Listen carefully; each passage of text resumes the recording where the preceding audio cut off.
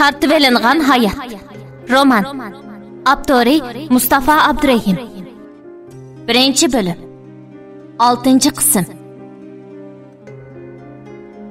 Ishikning qattiq urilganini anglagan Nurxon bilan Yulduz birsi sir tuturib, bizning deyishgan gaplarimizni anglab qolmagandi degan ansizlik ichida ishikni aran tasta ochdi. Ishik oldida egiz bo'y, seriq chash, huzur kiyingan bir ayol, ya'ni Nazila so'g'uq chiroy ifodasida qarab turadi. Nurxon bilan Yulduz bu natunish ayolning kim ekanligiga hayron bo'lishib, uningdan kimni izlaysiz deb so'radi. Nazila Nurxon bilan Yulduzga mansitmaganlik nazarda qarab etgandan keyin Yulduzga qarab: "Yulduz degan senmi?" Nazilaning so'g'uq talaffuzda so'rag'an savolidan Nurxon hodiqib ketdi. Biroq Yulduz hech ish bo'lmagandek bir holda qaddini tik tutib, g'adaygan talaffuzda uningga javob qaytardi. "Yulduz degan senmi?" debdi. "O'zing kim xinam? Meni izlaydigan bir ishing bormi?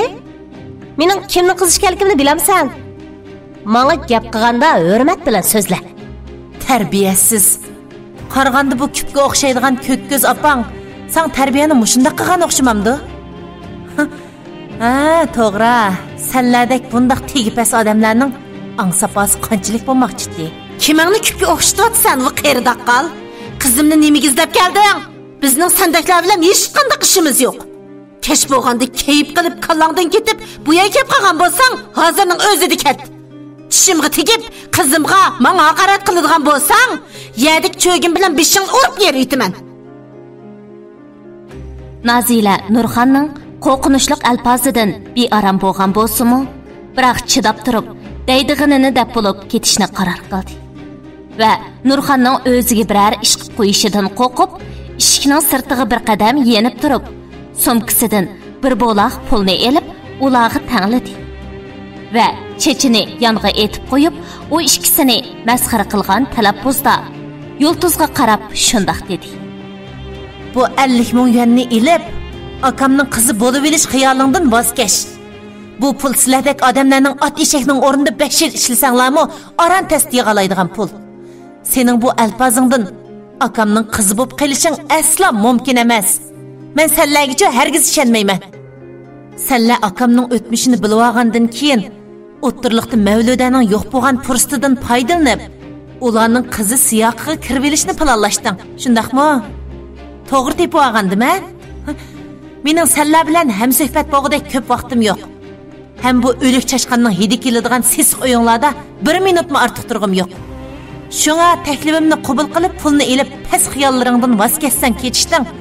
Agar unda qilmayman deydi ekansan, seni akam bilan ota bolali qon tekshirtishga kelib borman. U chaqda akamni oldiganlaring uchun ona bola ishking aldamchilik jinoyati o'tkazgan deb boradigan joyingga berishsan. Ona bola ishkingning ishlarini meni bilmaydi deb qilishma. Qandaq? Qaysini tanlaysan, cho'qir yuz mulun xinam? Nazilaning kaskin qilgan so'zlaridan shundaqla ona bola ishkingning ishlarini meni bilmaydi deb qilishma degan so'zlarini anglagan Nurxon bilan Yulduzning chiroyi birdilla tamdak tatirib ketdi. Chunki Nazila kelishdan burunla Nurxon bilan Yulduz tunigun kechda Kamil bayning o'lim voqeasi yuz berganda birining ishik oldida gap tinishganligini, lekin uning kim ekanligini deyishayotgan edi. Ularning gapining ustiga Nazilaning kelib ushbu gaplarni qilganidan Yulduz bilan Nurxon ularning jangi jidilini Nazilani anglabdi deb gumon qilib qo'rqishga boshlagan edi. Hay, bu ikkisining kallasini bak ishlamdikan desa tahi. Ishlamamdikan desa tahi. Naziladek bir esil sifat ayol bularning bu hech kim oyoq basmaydigan eski mahallasiga kelib, bularning ishlarini tintinlab yurarmi amdi? Ham yana kelib, Yulduzning adresini Arslandan so'rab, ondan bu yerga kelgan tursa, o'g'rining yuragi po'q-po'q degan mushuda, qo'rqqanga qo'sh ko'rinar, qo'shnamning 5 degandek, bularmi jiddiylashgan seri Nazilaning har bir so'zlaridan gumon qilishga boshlagan edi. Nurxon, bu pulni elibla bo'ldi qilaylimi ya? Navoda bizning ishlarimizni bilib qolgan bo'lsa, bizmi turmaga kirib qolmayli yana deb o'ylab, qizi Yulduzni noqib qo'yib, Nazilaning tanlab turgan puliga qo'lini uzatay deb turishiga, Yulduzning aqli ustun kelib, Nazilaning tanlab turgan pulini qo'liga oldi va Mavlud dadamni akam deganingga qaraganda, sen mening suyimlik ammam o'xshamamsan, Siriqchashamma. Yana kelib, sen kimning pulini kimga tanlayapsan, ha? Mavlud apandi, ayoq, Mavlud dadamning pulini, ya'ni mening pulimni menga tanlayapsan? Ko'ta undaq pulini. Sana tilamchiga berganning o'rnini beraytay. Nima bo'ldi? Gap qilmay qolding-ku. Mening qo'rqishim yo'q degina? Shu xolig'ingni qil. Qon tekshirtga lapramsan yoki boshqa bir nimani qilamsan, mening parvoyim palak. Hozirning o'zida uyimdan yo'qol. Yuzi chiroyli, ichi zahar. Ammo Yulduzning g'odiyib, Nazilani ko'zga elibmi qo'ymay degan so'zlari Nazilaning qon qenidan o'tib ketdi. U qo'lini ko'tarib, Yulduzning tasdiqiga kelishtirib bir tasdik salay deb, qo'lini ko'tarishiga eshikdan ipar kirib qoldi va Nazilaning qo'lini tutib elib, "Achamga nemish qo'l ko'tirsiz? Eshik oldida turib, hamma gapinglarni angladim. Siz bizni pulni deb har ishni qiladigan past ko'rib qoldingizmi? Bu yerga xato kelib qopsiz. Xafa bo'lmay, izzat hurmatingizni saqlab ketib qolgan bo'lsangiz. Yulduzning Mavlud apandining qizi ekanligi haqiqat. Buni hech kim o'zgartirmaydi. Agar qoyil bo'lmasangiz, Yulduzning akangizning qizi ekanligiga ishonmasangiz, berib akangizdan so'rab beqing. Yulduzning tug'ilishiga bir kichik hassini qo'shib ekanmi, yo'qmi? Har kimning qilgan ishi o'z ko'ngliga ayon. Shunga bu yerda o'zingizning inovatingizni tushirganning hech qanday foydasi yo'q. Sizning bu ishlarni qabul qilmaganligingizni to'g'ri tushunamiz. Chunki biz hozirgacha qabul qilmayotimiz. Lekin asta-asta ko'nib ketimiz shu. Sizga adabsizlik qilib qo'ygan bo'lsam, tuvanchilik bilan kechirim so'rayman. Biroq sizmi onam bilan ocham Yulduzdan kechirim so'rab uyingizga qaytib ketasiz. Ocham sizga kichiklik qilib, hurmatsizlik qilgani uchun sizdan kechirim so'rsin. Qanday? Bu ishlar shuning bilan tugasin. Sizmi ham bizmi unutib ketaylik. Ihbarning adab bilan qilgan so'zlarini anglagan Nazila kichikli bir qizchaqning oldida o'sal ahvolga tushib qolganidan xijil bo'lib, ortiq gap qilmay, oldi kayniga qarabmi qo'ymay, peshini qiqib ketib qoldi. Nazilaning ketishiga Nurxon ihbarni otqachilik qilib, oliyjanob bo'lib olding. Nemishqa ochang bilan meni xalqning oldida kichik tushirib qo'ysan degandek bir to'qay gaplarni qilib, ihbarning mengasining yig'ini yeyishga boshladi. Yulduz bo'lsa, opsiga hay deb, singlim o'rinliq gap qildi. Baland dedi, uni ayblama, dardim xiyli chiqib qoldi degandek gaplarni qilib, ihbarga surkilib, holi qolmay yotadi. Ihbarning ko'ngli texicha uvalchilikqa uchirgan bichora dadasi Sardarda bo'g'ashqa, ona bola ikkisining gaplari hech quliqiga kiradigandek emas edi. U bir nuqtaga tikilib o'ltirganicha taram yig'lab o'ltirmoqda edi. Nazila yenib chiqqandan keyin Udul uyiga qarab yo'l oldi va ko'nglida Yulduz degan axloqsiz chiprandiga qaraganda singlis xeyli bo'ladigan tuzuk qiz bola ekan-doq. Navoda akam mening qizim bu deb u mehnatning singlisini oldimga ep kelgan bo'lsa, men hargiz uni chetga qoqmagan bo'lardim. Gerçi o man qattiq quruq gap qilgan bo'lsa-mu, hammasi intayin o'rinliq gap. Hey, to'xta. Agar rostilla akamning bir qiz borligi rost bo'lsa, u Yulduz emas. Uning payqi singlisimi deya.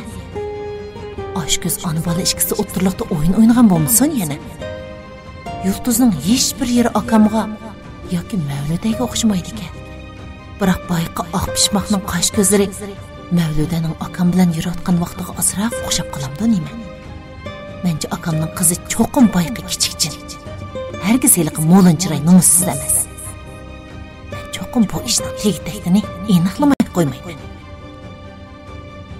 Nazila shularni xiyol qilib, uyiga kep bo'ldi.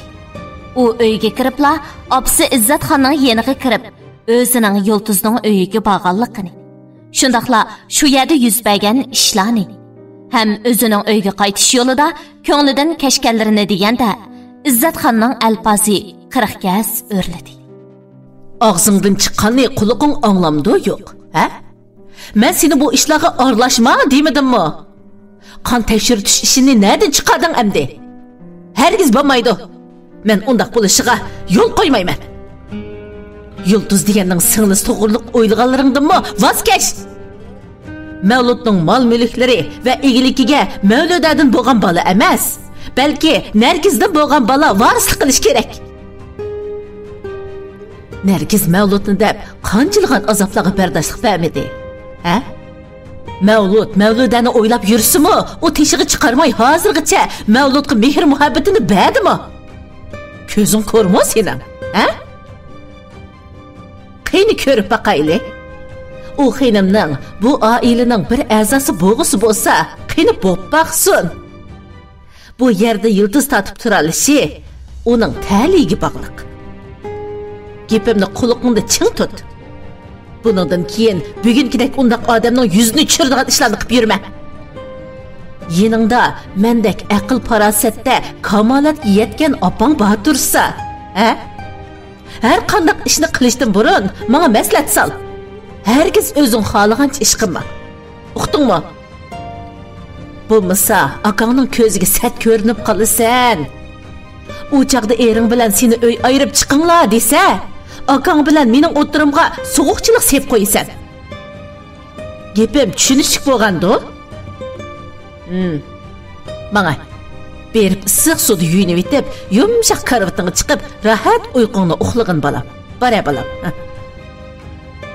Izzatxon Nozilaga shu gaplarni qilib, uning beshini silab qo'yib, uni hujrasidan uzatib qo'ydi. Nozila opsiga pam farosatda hech kimning tankilanmaydiganligini bilgashga, opsining degini bo'yicha ish qilishni ko'ngliga pukib chiqib ketdi. Izzatxon Mavludning dadasi Bakri olamdan o'tgandan keyin bu oilaga Bakrining o'rnida bosh bo'lib kelgan bo'g'ashqa hech kim tish yerib bir narsa deyamaydi.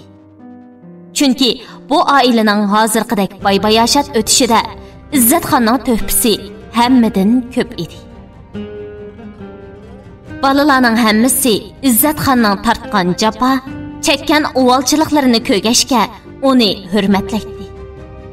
Izzatxon ham balalarning agar nachar, yomon bir fikrni o'tirg'a qo'ymasala, ularning royiga boqadi.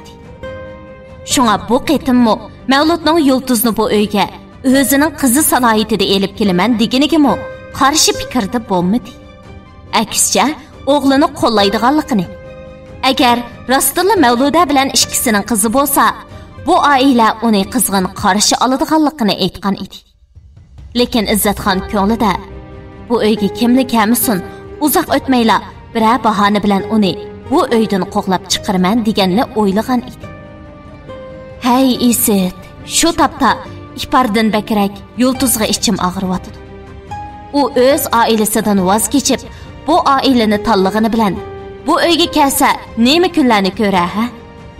Lekin u qanday kunni ko'rsa haq. Chunki dunyoda uningdek bag'ri tosh, rahimsizma odam bo'lamdi. O'z dadasini qaralab, ustiga jinoyat ortalgan odamda vijdon, g'urur qanchalik bo'lmoqchidi. Lekin biz shunday deganimiz bilan u shu topda o'z manfaati uchun, dadasi Sardarga qilganlari uchun dadasining suratini quchoqlab, urib yig'lamoqda edi. Jinim dada, meni kechirgin. Mendek vafosiz qizimni kechirgin. Mening hargiz unda qilg'im yo'qdi. Biroq sen bizning peshonimizga nomuratlik putilgan. Shparning peshonasiga boy martabalik yashash deb meni, ya'ni bizni past o'ringa tushirib qo'ydi. Apamning shu vaqtda deganlarini anglab ko'nglimga jin kirdi. Mening ko'z oldimga o'z puti bilan kelgan bunday qomatni qochirib qo'ygim kelmadi. Men bir umr tirsammi, men mushaqqat jafolarni cheksammi, hargiz xiyolimdagi o'tirishga erishamayman. Chunki men maktabda yaxshi o'qiyamagan. Lekin ishbar a'lochi bo'lib o'qidi. E'tirof qilaman. Men o'qishga kelganda sal do'trak. Lekin mening bel qo'yayotganim yo'q. Omitim kelib bir boyga yotliq bo'lib qolsam, shu turmushga erisha olaman. Biroq u boy zodi nada? balkim onasining qo'zig'idan texi tug'ilmagan bo'lishi mumkin.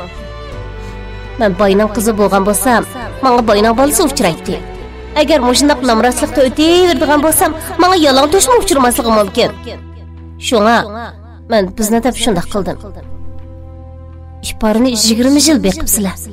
Javobini men qaytargan bo'lsin. Baribir uning boyliqqa ko'zi yo'q. U boy bo'lgan taqdirdami bizga yordam qilib bizni boyashib turmushga erishtira olishi mumkin emas. Biroq men erishtira olmayman. Men cho'qim har qanday badal to'lashga qaramay, ishparining o'rnida u oylik kirishim kerak. Cho'qim.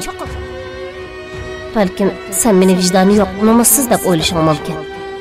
Biroq men vijdonli bo'lib, nomuschan qiz bo'lsam, vijdon bilan nomusda osh etib yegili, ot qilib mengili, uy qilib o'ltirg'il bo'lamda. Shunga men har qanday o'g'ilchilikqa bosh egmay, o'zim erishmoqchi bo'lganlarimga erishmasam bo'lmaydi. İşpar xonimni 20 yil baxtinglar. U mening emadigan sutimni men bilan tang emib, mening onam bilan dadamning onalik, dadalik muhabbatiga men bilan tang erishdi. Hatta sen onu mendan bakrat yaxshi ko'rsan. Sen onunğa bergan muhabbatni menga berib baxmading. U sizlarni men bilan tang ham bahrilagan ekan. Men uning hayotiga erishib baxsam nima bo'pti? U bizning turmushimizda yashaganiga o'xshash, men uning turmushini yashab baxsam nima bo'pti? Xotirjam bo'l dada. Haqiqat hammaning oshkorlanadi. Shu chaqchi bo'lsa-mu, men hayotning fayzini surib olay. Uningcha o'zimga mos keladigan boy loyiqdan birini tepib, uningga yotliq bo'lsam, ishparning u turmushi bilan mening hech qanday ishim qolmaydi. U chaqda ishparni opirib, Mavlud apandining peshonasiga tang'amsan yoki o'zing bola qilib beqib olamsan, mening parvoyim palak. Bu ishlar amalga oshimdi yo'q, bilmayman. Biroq men bor kuchim bilan tirishib yetmoqchi bo'lgan nishonimga cho'qim yetaman. Shunga hozircha mendan ranjimagan dada. Mendek vafosiz qizingni kechirgin. Men odam emas.